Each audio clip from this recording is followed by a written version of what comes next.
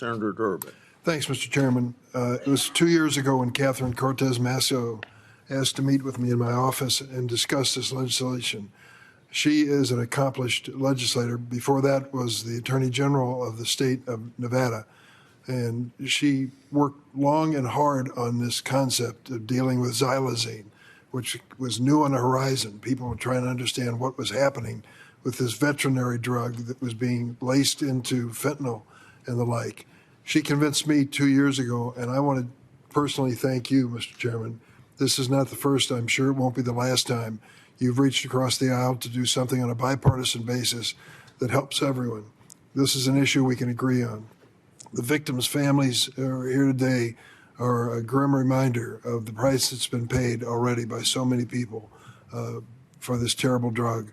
I will gladly support this bipartisan legislation, and thank you for making certain that it was brought before this committee on a timely basis.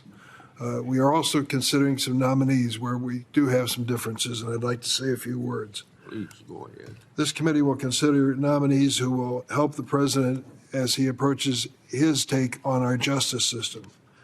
Colin McDonald is nominated to head the so-called National Fraud Enforcement Division, which the administration created out of thin air.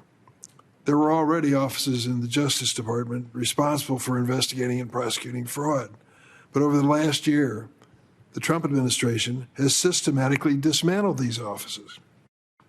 Meanwhile, the president has engaged in an unprecedented fraud spree, more than doubling his net worth since returning to office. The office of president has been very, very good to the Trump family. Fraudsters who make massive contributions to the president are regularly rewarded with pardons. Let me be specific. In April 2024, the founder of Binance was sentenced to prison and ordered to pay a $50 million fine for money laundering. He then brokered a deal to channel $2 billion into Trump's family crypto business. The president pardoned him shortly after, and he didn't pay a penny in fines. Binance accounts have funneled about $1.7 billion to Iranian entities linked to terrorism. But the Trump family's crypto company, the World Liberty Financial, continued to partner with this agency. Trevor Milton was convicted of securities fraud, ordered to pay nearly $700 million in restitution to investors. He learned how to escape the $700 million fine when he and his wife donated $1.8 million to President Trump's reelection campaign. The President Trump turned around and pardoned him and his wife once he returned to office. Paul Wiederhorn, convicted fraudster, indicted in 2024 for stealing $47 million from his business.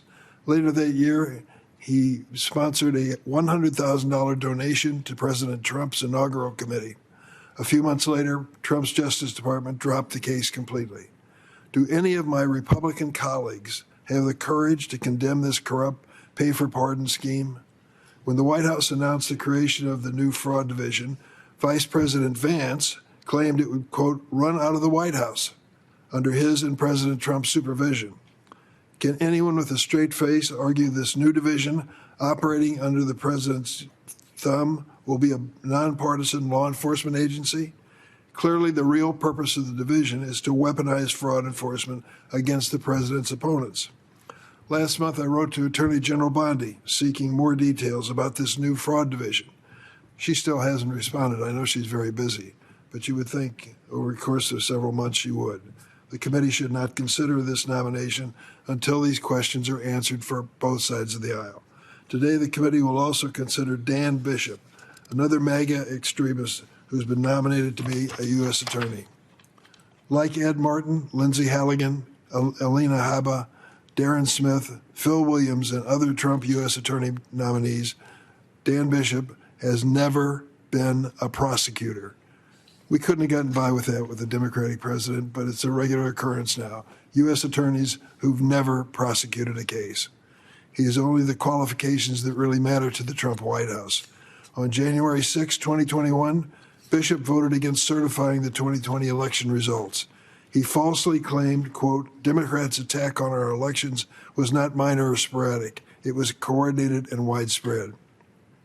Even today, Mr. Bishop refuses to disavow the debunked big lie crackpot conspiracy theories about January 6th.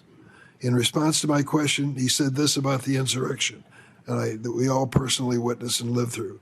I've heard credible accounts that black bloc Antifa agitators were in the crowd and among the first to vandalize the U.S. Capitol.